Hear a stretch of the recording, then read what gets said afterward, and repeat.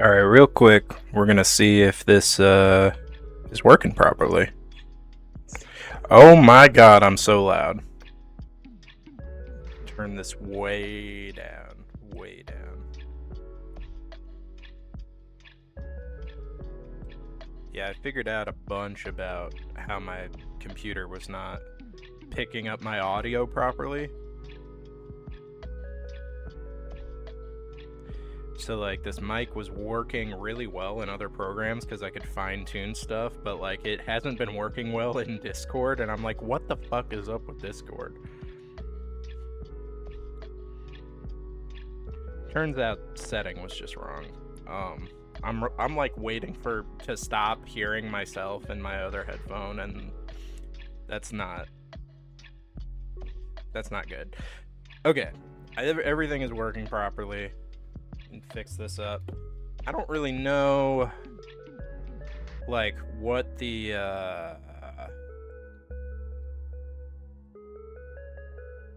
idea here is, but I'm kind of just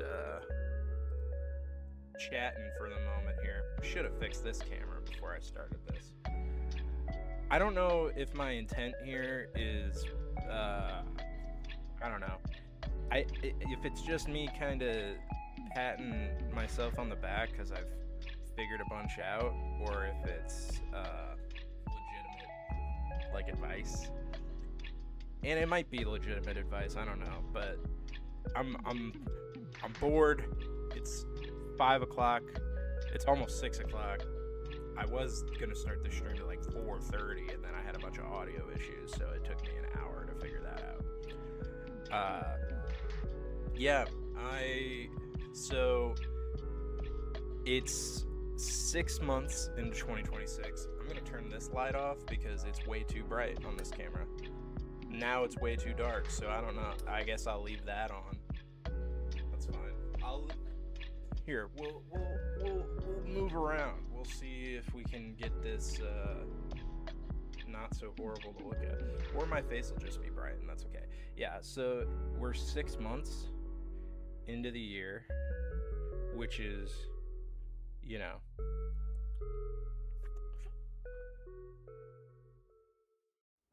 not ideal. A few people might follow this channel and also follow me on Twitter, but probably not. There's not a lot of interactivity between the two. Twitter's where I got most of my followers. I don't have a lot of subscribers that are friends on here, but it's connected. They're linked. But on Twitter, I kind of said like my intention at the start of this year was to stream a lot more. I wanted to stream pixel art, among other things, and I just haven't been doing that. I've been working a little bit on the game that I was streaming previously. On the channel, there's a lot of streams where I'm working on creatures and stuff from this game that I've been working on for a while. But I started in, I want to say October. It was either late October or early November. I started working on a different game that's a little more simple, less ambitious, but it still has, a lot of art that I had to do for it. And I was working on that, and I was in kind of like a flow state between doing art and coding. And I'm not good at programming in a way that I feel comfortable doing live streams of it, so I just haven't been streaming that either. Not a a big deal, but it's unfortunate that I got focused on that other project. Didn't really do as much as I wanted to in regards to streaming this year. But that on top of working on that game, and on top of just the second semester of the school year is really busy. I worked a lot more than I normally do, and I may be working a lot more when the school year starts again. That's okay. I'm still finding time to work on things. The main thing is, the other thing I mentioned that I was working on as like a New Year's resolution thing was I was working really hard on a I was working a decent amount on a sequel to my horror novel Elkwood Kids, which is linked in the description and all that. I was working on that. I was doing okay at it. You know, I know where that story is going to go in my head, but I haven't really planned it out. I got into sort of a, you know, mindset where it was like, okay, this is the thing that I'm going to do. I've said I'm going to do it. People who have read Elkwood Kids have expressed interest in, like, me picking up where that one left off. And part of that is the sequel's going to take place at a very different time than the first book did. It's gonna not follow Ben, the main character of the first book, because Ben, I want to leave where he's at the end of Elkwood Kids where it is, and I don't really want to touch that. But they're still very much connected.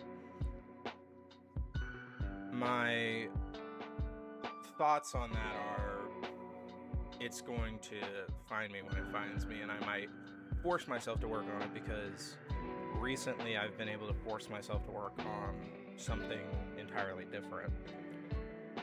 So since, when did Elden Ring come out? Like 2022? 2023? I think 2022 Elden Ring came out.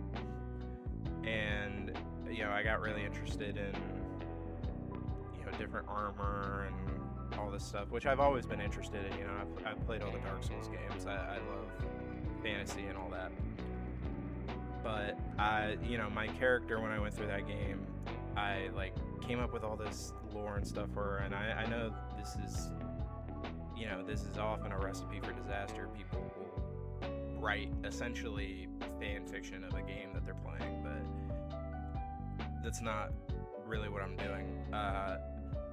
But I came up with this character, and then I started to build out the world that is totally unrelated to Elden Ring, which is my point there.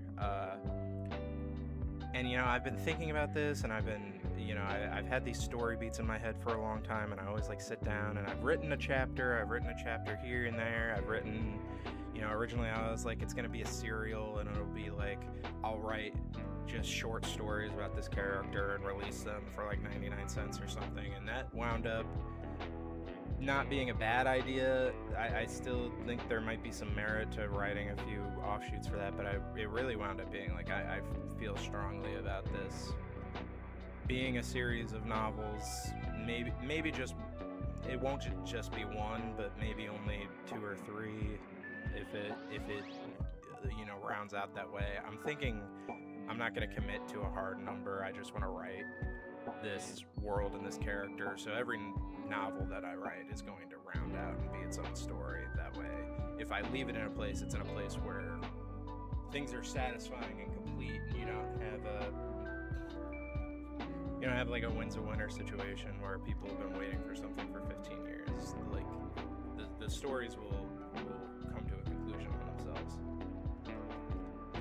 But the issue I have is I'm a procrastinator. I have focus issues. It's in the title. I have ADHD. I don't take medication for it because I have never liked how the medications make me feel. So my focus goes all over the place. I have trouble focusing on something unless I get really into it, which was the case when I wrote Rare and Spirits, which is the 4 novella series that I wrote. The first one I wrote when I was 17 in like 2 weeks. I wrote the whole thing in 2 weeks, edited it, put it out a week after I finished the first draft. And so, like, a lot of that shows, like, I was really into it and I really pushed through it. And it's a fine series. I like it, but it shows that, like, I wrote the first one when I was 17. I wrote the second one when I was 18. I wrote the third when I was 19. And no, I wrote the third when I think I finished the third when I was 20, and I finished the fourth when I was 22, I want to say. And a lot of it was I was pushing through it. I was younger. I wasn't editing very well, and I did not outline. I outlined the third and the fourth book a little bit. Like, I was writing like, okay, I don't know what happens next here. Let me put down some bullet points. And I've always liked that style of writing because it feels very free form, flow state, exciting when you get into it. And that is like when that's successful, the like endorphin, dopamine that you get from like, oh my god, I'm in it, I'm writing. When I wrote Elkwood Kids, I would have periods where it was like, I wrote 20,000 words just today. That stuff feels great, but it does not a successful writer make, unfortunately. So, last year I got back into reading really heavily. I was having a lot of trouble reading for a long time because of my focus. Last year I read 20, I don't remember how much it was, 26, 27 books. My goal this year is to read 30. I'm well on my way to reading 30. I'm at 18 right now, maybe 19. I don't know. I'm rereading some of the books I read last year. I'm still counting those, but reading a bunch has helped me for one thing, because I'm, even though I'm reading a lot by the same authors, I'm trying to read, a decent variety, even in just the genres that I like, which is horror and fantasy. But also, I was like, I am very cognizant of all the distractions I have this, I have one laptop. I have a gaming laptop. I bought it 2020, 2021. It's got everything on it. I make music on it. I do pixel art on it. I play games on it. And I write on it. And for a long time, I wrote on Google Docs. Everything's on a Google Doc. I've got Google Sheets. I've got Google Docs. I've got Google Slideshows that have all my stuff on them. And I do like that. And I do like how those programs feel. But I'm very aware that sitting at my laptop with Google Chrome open and, I either have Spotify open or I have another tab open with like a podcast or something because I'm just outlining or I'll come to the outlining point later, but then I'll be like, oh, I gotta open this document, D&D, I haven't planned anything, I need to write some stuff down because they're getting to another area and I don't know what's here yet, or, I'll just be like, oh, I'm bored, I'm gonna play chess for a little bit, I'll play chess for an hour. I'll go, oh my god, I don't feel like doing this, I'm gonna open up A Sprite and do some pixel art, and then I'll be like, I suck at pixel art, I should kill myself. And I get off my computer and I walk around my house for 10 minutes, and then I go, oh, I'll go play some more chess, or I'll play Magic the Gathering Arena for an hour, or I'll open up Resident Evil, or I'll play Baldur's Gate, or I'll stare at a podcast, or whatever I'm doing. The laptop, as much as, I'm going to have to type everything out eventually, but the laptop has been like major enemy to me for a while. So I was like, I kind of want to get like a ThinkPad and just have minimal shit on it. So I've done some of that. As far as writing goes, like physically, I still am going to use Google Docs for some things, especially for recreational stuff. But for actually writing books, especially because I don't have Microsoft Word available anymore for formatting, I'm going to have to completely relearn how I formatted like I did for Elkwood Kids. I'm going to have to do it entirely differently. But I'm using LibreOffice now so that it's an offline program. It doesn't have any distractions. You have to completely go into a different window rather than tabbing out or whatever, or rather than going to a separate tab. Using LibreOffice, but I don't have a ThinkPad. I did not do that. ThinkPads, for some reason, are really expensive. And I guess it makes sense, but I was like, I'm trying to find a cheap laptop that I can, be like, this is the writing computer. And my gaming computer, I'm gonna completely, put away and unplug everything of it so that it's a pain in the ass to get it out. And that I'm not sitting here going, oh yeah, I'm I've been working on something, but why don't I just go ahead and click on over here real quick? Let me just click back over to this thing. You know, I could get a Chromebook, but then that would defeat the point of the whole thing, because then it's like I have to be either connected to the internet or use Google stuff, or both, I think, is how Chromebooks work. I don't know. I haven't had a Chromebook since high school, and mine got severely damaged my junior year, so. Yada, yada, yada.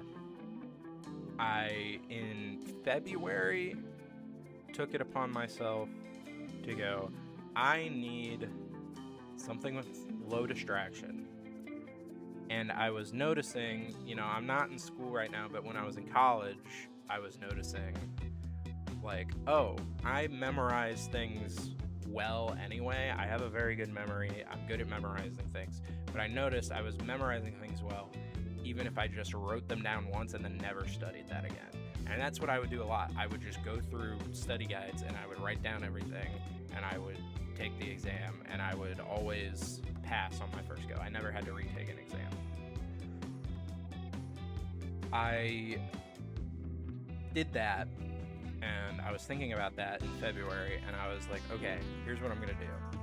And I had been doing this for D&D as well. I was like, okay, one day when I want to come up with some D&D stuff, I'm going to get intoxicated and just write all the shit that comes to mind.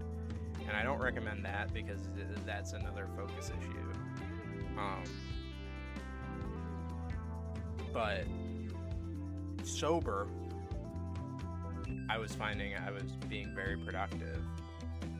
And so I got a binder, and I filled it with loose leaf and graph paper and paper to draw on, and I have post-it notes to like mark things on pages.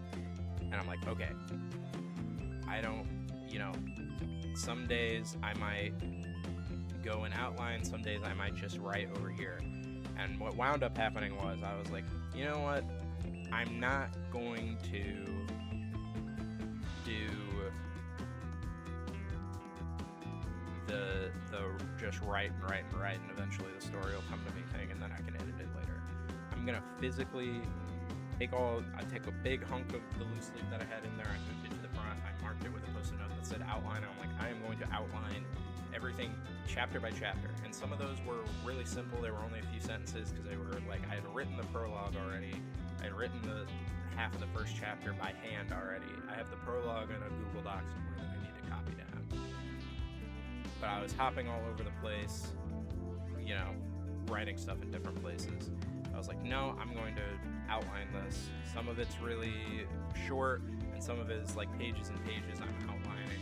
And where before it was like, okay, I'll type a few sentences and then I'll get stuck staring at my screen, and I'll go, okay, I'm gonna go to a different tab for a little bit, and then I'll come back.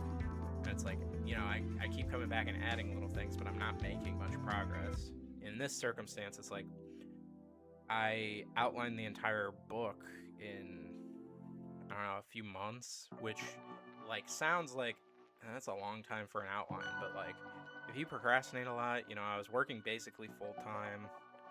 I was doing other stuff. I have, you know, other engagements. I'm getting married. I had a wedding shower and all this stuff. Like, I was very busy on top of it, but I flew through this outline very fast for me, and now it's like, oh, I know this entire book front to back, and now I'm like, okay, now that I have an outline, I can rewrite the outline and figure out more plot points and how the themes connect and everything.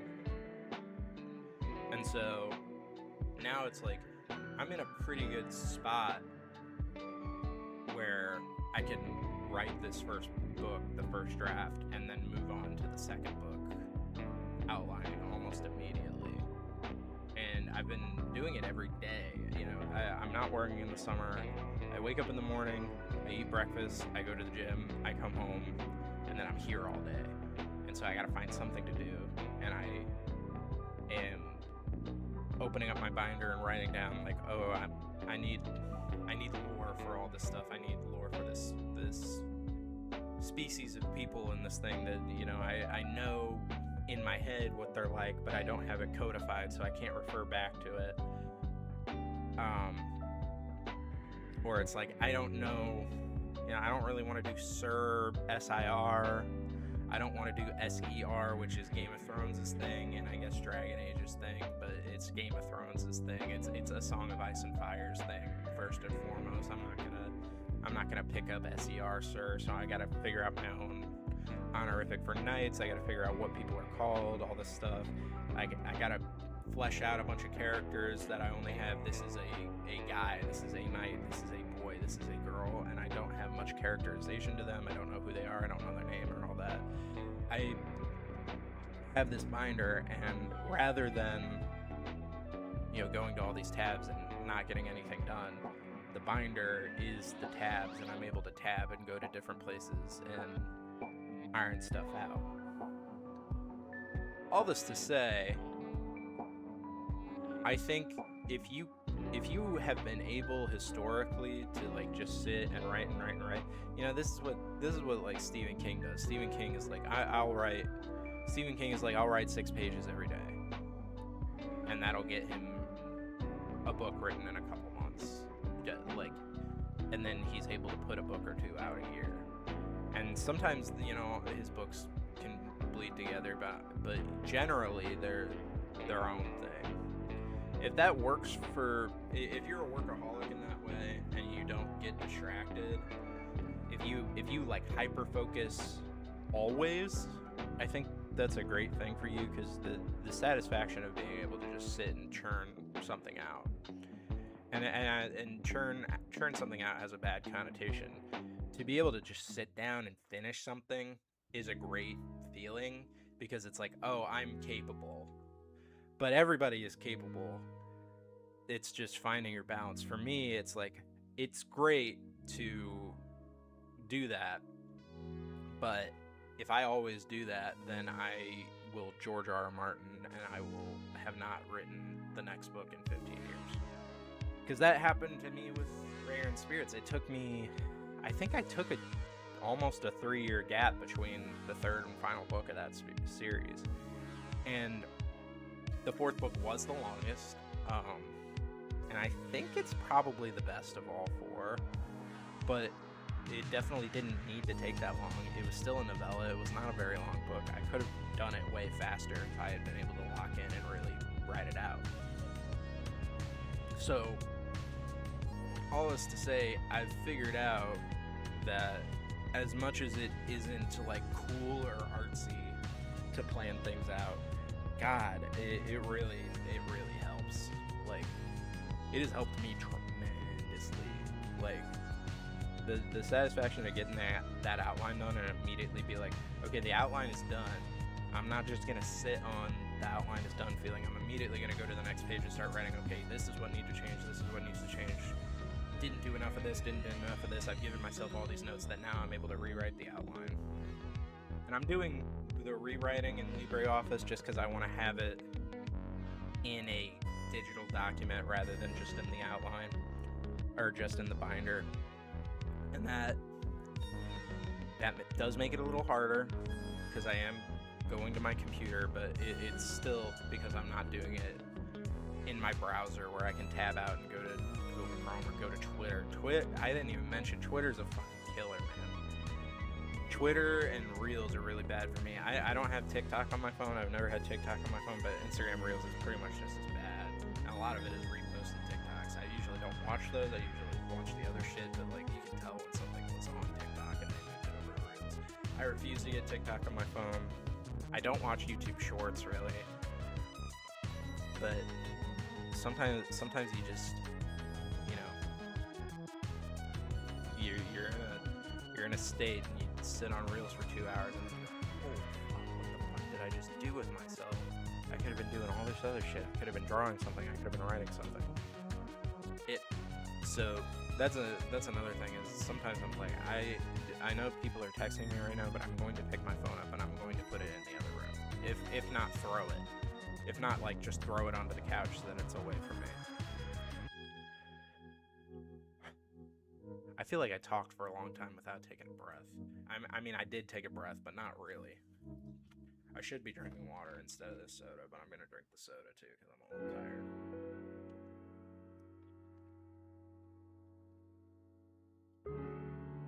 So I guess to round out the point that I'm patting myself on the back. You know, this is essentially a vlog.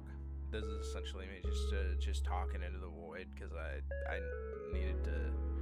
needed to hear somebody talk, or I needed to talk to somebody because I'm sitting here in the dark alone. I have found that if you struggle with getting everything to come out, that having something tactile that you can physically write on, like pen and paper, feels better. Like, for whatever reason, the flow state that I was talking about, typing, that I've had before in periods with Help with Kids, I've had with the first Rainier and Spirits book, that comes almost every time I open the binder. Almost every time I open the binder, I can open to any page, wherever I want to pick up, and I can put my pen to the paper, and immediately I'll start writing, and stuff will come out of my head. I won't sit there and like question it. I won't be tapping on the keys and like getting ready to alt-tab. I won't be, you know, looking at all the shiny notifications and stuff. That just won't happen because I'm sitting here, I have my pen against the paper, and I'm making it move. You know, I think that might be like, you know, how fidgets help other people. I don't really do the fidget thing. I like the light switch one, but I don't have one, and I don't really find that they help me much. I like to fuck with them, but I don't feel like they help me. But I think it's a similar type of deal where you're grounding yourself in what you're doing, and I think computers, it's harder to, you know, you're grounding yourself in your typing, but your typing is disconnected. I wonder if something like a typewriter would make it a little easier for me to type stuff out. But then it's like, well, I've already typed it on the typewriter. Now I have to completely retype it onto the computer to copy it down and format it and everything. That's also a pain in the ass. But physical stuff like pen and paper, I find that for getting like outlines and first drafts, incredibly helpful. If you love to just stream of consciousness write something out with no plan, sometimes that's great.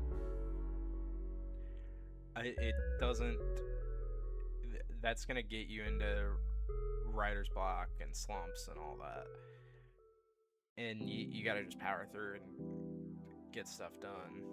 And it's easy when you're on a computer and you hit a writer's block to just go, oh man, well, I'll tab to something else and I'll take a break.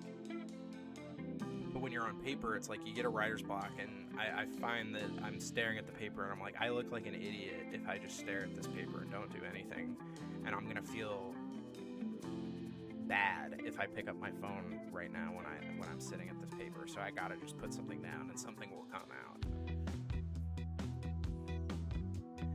And I think unplugging from the internet is really helpful. You know, you gotta have your internet for researching stuff. Like if you need to figure something out, I'm coming up with a lot of new terms for things as I'm writing this myself. But some of it too is like I want to look up the translation of a word so that I can take the prefix of one word and combine it with another and create my own language stuff, because I want this to not just be, you know, I don't want it to just be Game of Thrones. I don't want it to just be Lord of the Rings. I'm trying to make it its own unique thing. You have to have it for stuff like that, but if you can do stuff offline, do it as much as possible.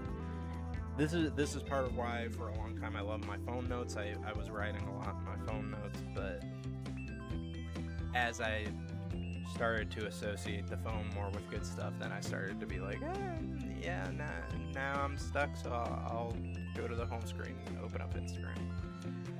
Or like, oh, hey, somebody messaged me on Discord, I'll reply on Discord. Where before, I mean, when I started college, I didn't have all that. I wasn't really on social media that much. And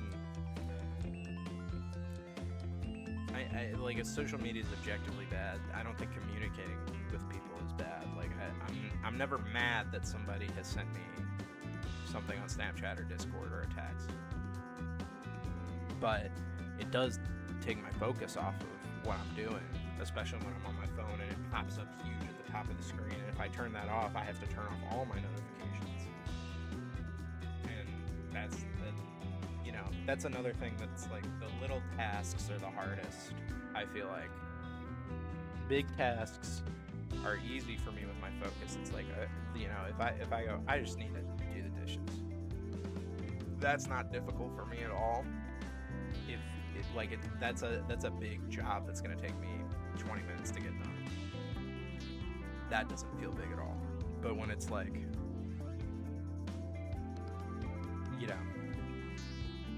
what's an example?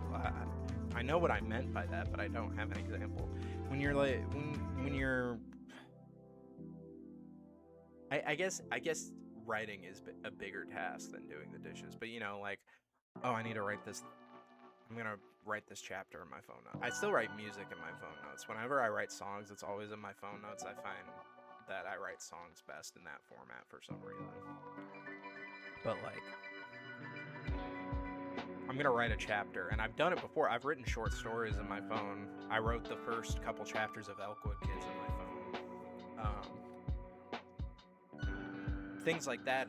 It's so easy to just blow that shit off because it's in your phone. It's in your phone for one thing, so it's less significant because everything in your phone is trivial. And this is not me saying that's the attitude you have that you need to change. No, everything in your phone other than the people you care about are trivial. The people you care about and them communicating with you is important. You don't have to instantly reply to everything they do. Not important. They are important, but Instagram, YouTube, Twitch if you got it on there, Twitter, Reddit, TikTok, all this shit is unimportant, and that a lot of times that includes your phone notes, because it's what do most people have in their phone notes? I got my grocery list. I got a bunch of dumb shit my friend said to me. I got a password to something that I don't care if it gets hacked, so I'm just gonna put it in there. All that shit. It's trivial bullshit. So it feels less significant. But I don't know. When I look at this binder, I'll pick up this binder now. I keep gesturing to it. This is just a basic ass binder, but it's thick with loose leaf right now. It doesn't have as many tabs as it is. I need to go through and post a note, mark more tabs. But when I look at that feels, I can pick this up and swing it around and touch it. It was the same thing when I published Elkwood Kids. When Elkwood Kids was just a document on my computer, it was it feels awesome that this is done. It doesn't feel like a real significant thing. It feels trivial because it's not something I can pick up and touch. When I got a physical copy of it and I could pick it up and I could thumb through it and everything, it was I'm crying because it's so significant to have something in the real world like that. I think there's degrees of significance to that. Shit is unimportant when it's in your phone. It's trivial. It is middling when it's on your computer. There's a lot of important stuff on your computer. People work their entire lives on their computer now. I'm not saying stuff isn't important, but there's a lot of stuff that is not. Some stuff is, some stuff is not. So the stuff on your computer is it's important, but then the stuff that you can touch and feel and you can have your hands on it and really say this is a real thing that exists in the world, that stuff to me feels the most significant. So when I go, this is something I need to write right now and it's important to me. It's okay, let me get a piece of paper and let me actually put the pen on the paper, and I can feel the ache in my hand from writing for so long, and I can see ink smudges and stuff, and I can see where I scratched something out because I did it wrong. That's another thing. Shit that's digital is trivial because you can correct your mistake and never have seen that you made the mistake. Whereas on paper, especially if you're writing with ink, you're writing and you are writing something that every letter you put down is a commitment. And for a lot of people, I think they say that gives them like paralysis. Like, people have mentioned, I feel like I heard this in creative writing in college. People said, like, I don't like writing on paper, and I'm sure I said this too. I don't like writing on paper because it's like everything I do has like gravity to it. And I actually think that's why writing on paper actually comes so much more naturally, because everything I'm writing has gravity to it. That means it's a real thing, but I can also see every time that I made a misstep, and I can see every step of the process, and I know that the final product isn't this with Elko Kids. Elko Kids is a 68,000 word novel. Okay. 68,000 word novel. The sum of that, when you look at that, is 68,000 words. But I can't go back and see every time I made a typo, or every time that I completely pasted a scene from later in the book to earlier, and then had to go back and change stuff and change when stuff was mentioned to make that work properly, because most of it made sense earlier but isn't right because it mentions stuff that happens later, and I had to fix all that. All I have is the final product. I can't see with that, even though it's a physical copy, and that's awesome, and I can go back and I can open the old files and see what shit used to say, but that's gonna happen when I start editing digitally anyway. Like, once I have a first draft on my computer and I am editing that way, that's going to happen anyway. But on here, it's like I can see where I've written all this stuff, and I can leave myself little notes in the margins and stuff, instead of like, I don't know what the equivalent on the computer would be. I guess on Google Docs you could highlight something, comment, but that's there's so many buttons to press. So you can see the whole process. I want to touch on the comment thing too. Another thing about digital that I don't like is you get stuck in input paralysis sometimes. It's like I have to either use the trackpad, which, to be clear, sucks. Using a trackpad for anything is annoying. I can use my mouse, which means I have to take my hands off the keyboard, stop writing. I can take one hand off the keyboard, stop writing, go to the mouse, pick a thing, click on it. Or I can know the keyboard shortcuts, and then it's like, okay, I gotta memorize all this shit. I gotta memorize that Control-Shift-8 is how you do something into bullet points. I'm pretty sure that's what it is. Nobody wants to know all that shit. Nobody wants to deal with pressing all the buttons. This is why people who use spreadsheets and Microsoft Excel will scoff at people who use their mouse, because no, you should know how to do everything on your keyboard so that you don't have to take your hands off for productivity. And that's the productivity is capitalism, blah blah blah. But this is also true with creative efforts. I should know in Sprite all the keys that I can press to change my brush and all that, because taking my mouse away from the drawing and going to click the tool that I want and go back to the drawing is a hiccup that breaks the flow of things. I know that I should. I don't do that, and I sprite just fine with it. I'm not the best pixel artist in the world, but I do fine with that. And that's less, I want to work on this game. I'm excited to work on both the games, and really all three of the games, because there's one I haven't mentioned. I want to work on those games and make them, and I'm excited for them. But writing prose is the most important thing to me. So taking away these little keyboard shortcut bullshit things that get in the way and get in your head, and it's like, oh fuck, I can highlight this and control cut it, and I fucked up the highlight, so now I gotta undo the highlight, redo the highlight, or I cut the wrong thing, I gotta control Z to undo. That's the only one that I know. You know, I know control C, control X, control V, control Z. I know all those, or I know control B and control I, like all the like basic ones I know.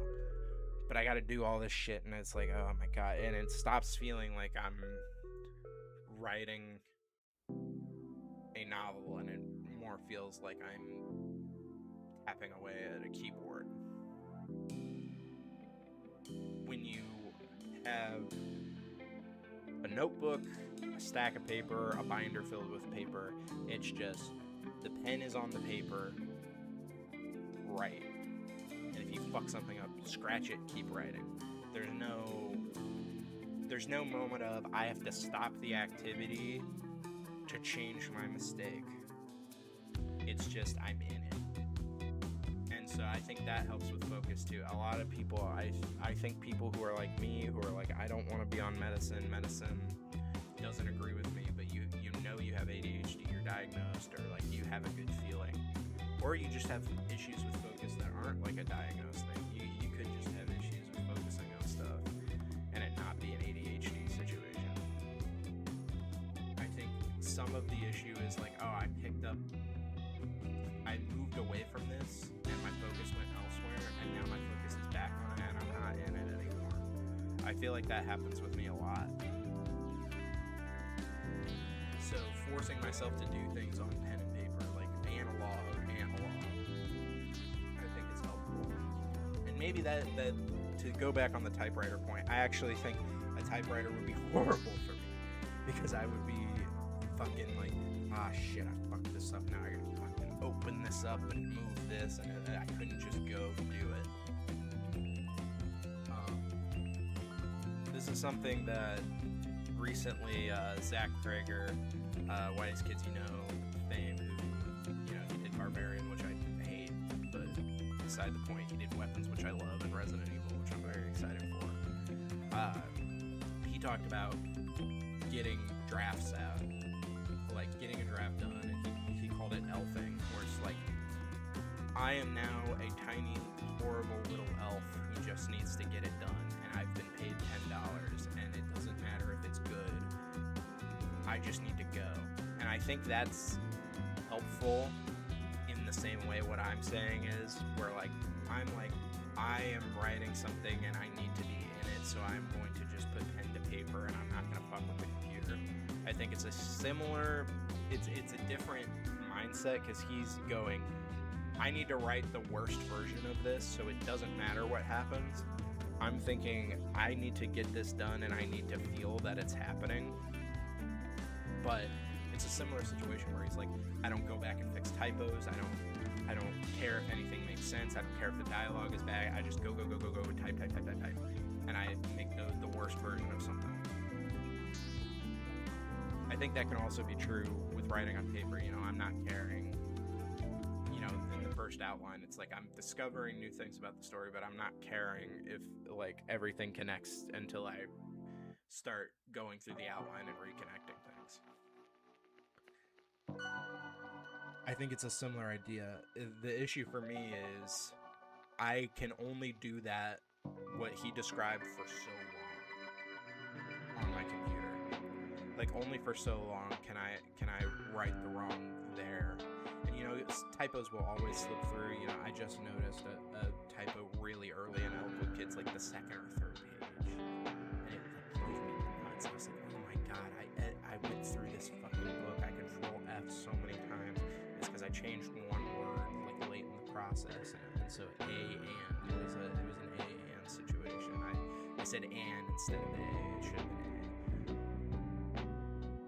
A. That stuff is always going to slip through if you're editing your own stuff, which you shouldn't do, but it's what I do because I have me. I'm the editor, I'm the writer, I'm me. That's just how it goes. But I can only do that for so long on a computer before I start to go, I can't ignore that I just did that. I have to go back and change it, like, right now. I think a lot of people have this issue. You I definitely have this issue where it's like I've written a chapter that I really liked, and then I go back and read it and I don't like it, so I rewrite or I change stuff, and then I'm stuck on that chapter. That's something I think Max Brooks, the writer of World War Z, talked about that. I'm sure Stephen King's talked about that. Like, you need to just write. You need to not edit until you're finished. And everybody says that. I think that's in Stephen King's On Writing. I think I've seen Max Brooks talk about it on a like talk, like he might have been on Conan O'Brien and mentioned it on there. You need to just go through and write something. But when I'm on a computer, so I'm on a computer, if I just go back and change my mistake, I'll never even know that mistake was there. And it takes no effort. I just scroll back up, highlight it, and change it. Or I backspace, and I change it, and I fix it. Or I highlight and just rewrite it. All that's true.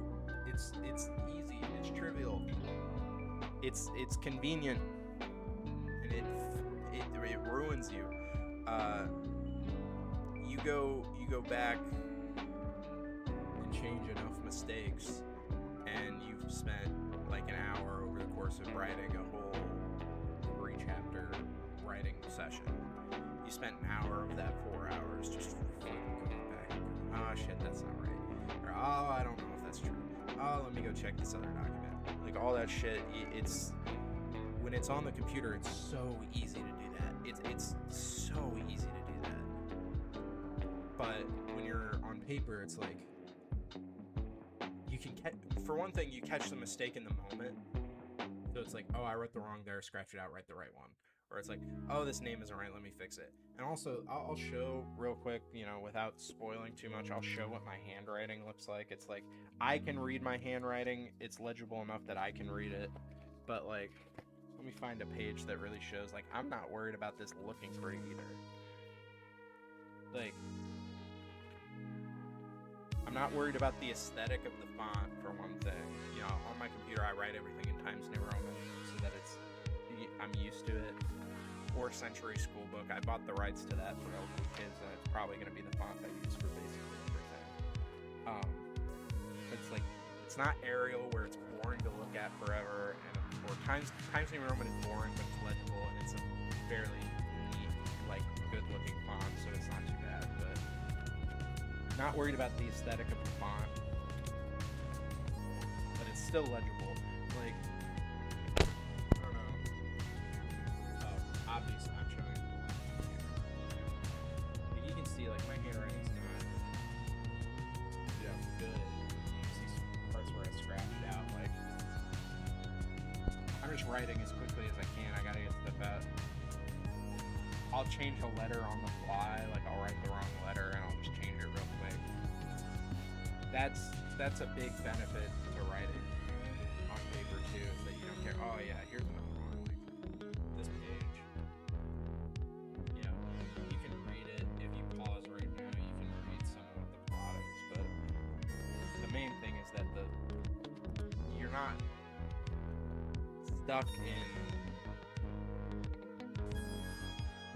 stuck in fucking limbo trying to fix stuff and make it pretty and make it the correct thing in the moment. And because it's not on the computer, you're not. This was the point I was gearing up to. On the computer, you can go back at any moment and change something and have that be changed permanently. And unless you go into your version history, you're not going to see it. On paper, it's like, oh, I gotta make a note for myself. I'm remembering this and I don't like it. And then that becomes part of the process too. I guess this is the big like boom, the process being broken is the thing that kills your focus for me. So the distractions are killing the process. The medium being my computer, where I can do everything easily, is killing my process because everything's convenient. My computer, where I have to break the process to do those convenient things, So it's like I have to do a keyboard shortcut, or I have to go back and highlight something or whatever. That's breaking the process and distracting me. And yeah, I think that's everything. I don't know. And the process, I guess this kind of tacks onto the distraction thing, but the process being connected to all this other stuff is also like harmful to it. So, you know, I have this binder, and this isn't a writing in general binder, this is a writing this series binder. This binder is for this and only this, and it will not have any of the other stuff. It has drawings, it has whatever, but it's only for this. You can do that in Google Docs or in your computer files. You can have like, this is the folder for this, but how many people have their folders on their desktop?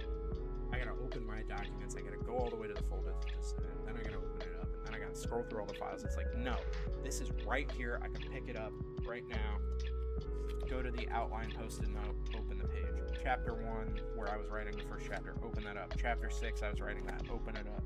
Or I can go back and go, oh, I want to write about the creatures in this. I'm going to go all the way back and look at creatures.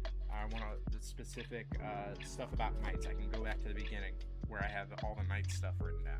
I can flip through these post-it notes so fast because it's all right in front of me, and I can touch it and grab it. Where it's on the computer, it's like, I gotta scroll, find this, or I can go down, I can Control F, find it, all this stuff, and that's great that'll be great later. I can set myself up my dictionary on my computer later for when I'm writing the second book and I need to refer back to stuff quickly when I have a separate binder for that one. All awesome. Or even just for like, okay, the stuff on the computer is the stuff that is set in stone.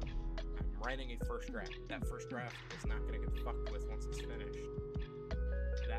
That first draft will go onto the computer, be its own file. I will start a new file where I do the second draft.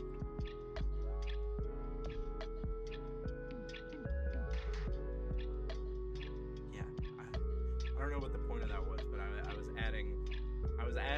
adding a point onto another point, and I don't remember what that point was because I got too deep in the tangent. I don't know. I don't think this is actually like coherent advice on writing for anybody. I think this is purely me venting and talking about it. But I think it's useful information. I mean, clearly it's been working for me. So I don't know. I might pick up and do some pixel art here in a minute, but I think I will end the stream and have it be on a separate stream if I do that. Let me think about it. Let me see if I got something else going on.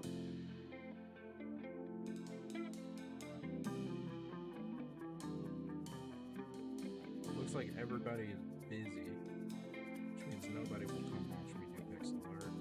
But that's okay.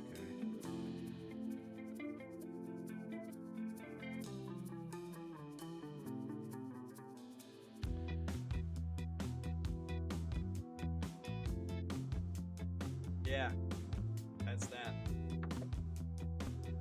Just talked for an hour about essentially nothing. No, it wasn't essentially nothing. Let's not self-deprecate. I talked for an hour, and I don't know if it's like good advice for people, but it's useful information for me, and I feel good about it. So I guess I'll plug what I've been writing and what everything is at the end here. I'm still going to write and put out a sequel to Elkwood Kids. I do not have a title for that yet. I have a working title, but I don't want to say it because I don't want to set anything in stone. That book will be centered on a different character who was in Elkwood Kids but is not Ben. I don't know when that book will be done. I'm under no obligation, like financially, from a publisher or anything. It's self-published, so I'm not under any sort of duress to get that done. This first book in a series called The Rose Knight, which I don't have a title for this specific book, but the series is The Rose Knight, is being written. I hope to get it done by the end of the year. I hope to get a first draft done by the end of the year. And I will probably have more than that. But that book, I'm hoping I will finish up, self-publish next year. Keeping in mind that I am getting married in October and the school year will be more busy than the summer. So my goal, my pie in the sky goal is that I have a first draft done by the end of the summer. I can't guarantee that. I don't know if that will be the case, but I'm gonna try. I know I am 100% confident I will have a first draft and probably a second draft done by the end of this year, by the end of 2026. And I am pretty confident that I can get the entire book written, formatted, and ready for release by the end of 2027, if not sooner. Then, will I write the second book in this series or go back to the Elkwood Kids sequel? I don't know. Unrelated to those two things, I have a few short stories, one of which is almost completely written, one of which I'm about a third into writing, and another which is completely written, but I need to go back and edit and rewrite because it's from a long time ago and it's never seen the light of day. I'm going to release those as a collection at some point, probably with some poems in there too. Are they vaguely connected to other things I've written? Maybe, not necessarily. Whatever. That's the writing portion.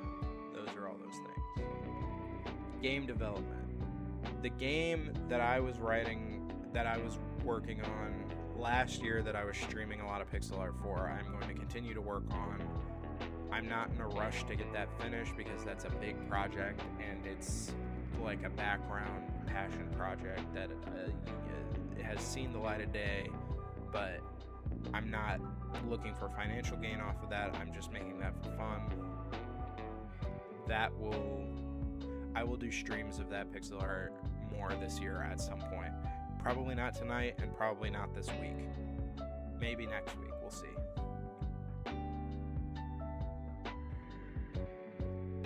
The other game that I mentioned I was working on is completely different in vibe and scope than the game that I was working on last year. I think I could finish it this year if I really lock in and work on it, but I don't know that I will. That game, I will probably not stream any of the coding for, but I might, if I have a day where I'm like, I'm only doing art for this, I might stream that. I will show off some of that stuff in the near future. The third game that I mentioned that I have not shown anybody is probably the biggest project of all of them.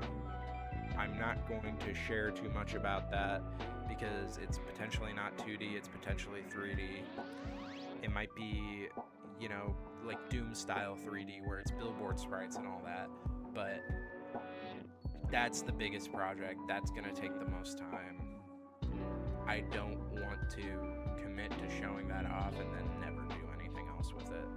That's in the background. That will get worked on. Music-wise,